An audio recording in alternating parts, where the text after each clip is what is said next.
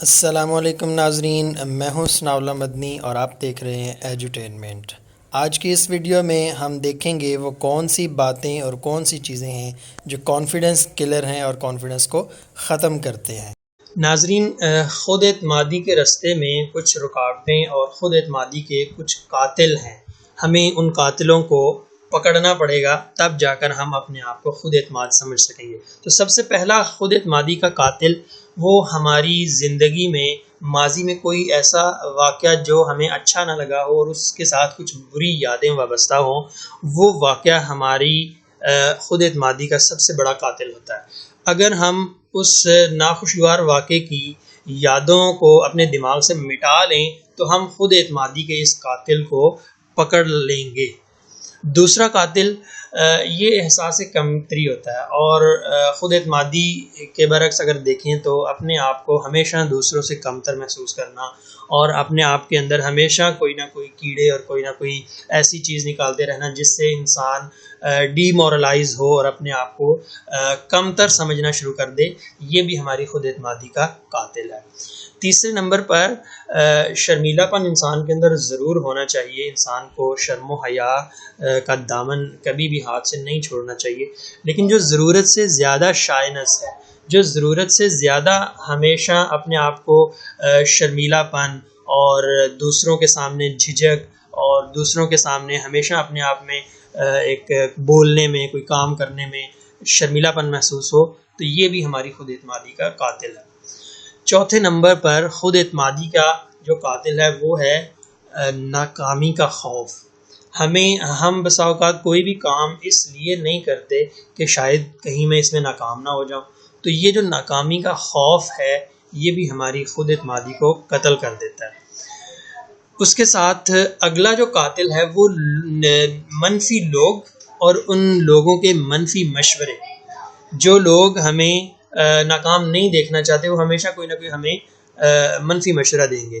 ایک جو ہے خود اعتماد شخص دوسروں کو بھی اعتماد دے گا، اور اگر کسی شخص کے اندر اعتماد نہیں ہے تو وہ دوسروں کے اندر بھی خود اعتمادی کو قتل کرے گا، اور وہ مشورے غلط قسم کے اور منفی قسم کے مشورے آپ کو دے کے آپ کو خود اعتمادی سے دور کرے گا۔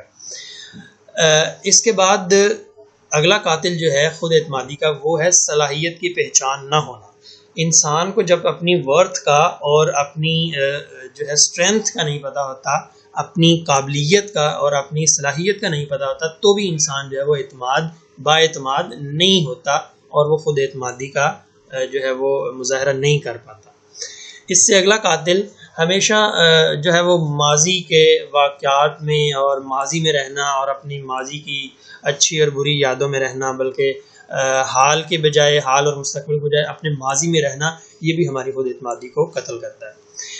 اپنے ساتھ منفی خیالات اپنے دماغ میں رکھنا کہ میں ایسا نہیں کر سکتا، میں ایسا جو ہے وہ ایسا نہیں ہوں، اپنے بارے میں ہمیشہ منفی خیالات اور منفی فکرے اپنی زبان پہ لانا، یہ بھی ہماری خود اعتمادی کا قاتل ہے۔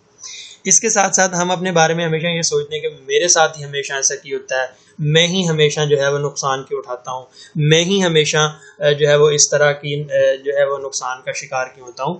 یہ منفی خود کلامی بھی ہمیں خود اعتماد نہیں ہونے دیتی۔ ناظرین، ہمارا اگلا جو خود اعتمادی کا قاتل ہے وہ ہمیشہ دوسروں کے ساتھ اپنا موازنہ کرنا ہے۔ جب ہم کمپیئر کرتے ہیں اپنے آپ کو، اپنی صلاحیتوں کو دوسروں کی صلاحیتوں کے ساتھ اور اپنے آپ کو دوسروں کے ساتھ، تو ہمیں ہمیشہ جو ہے ایک ڈارکنیس ہی محسوس ہوتی ہے چیز۔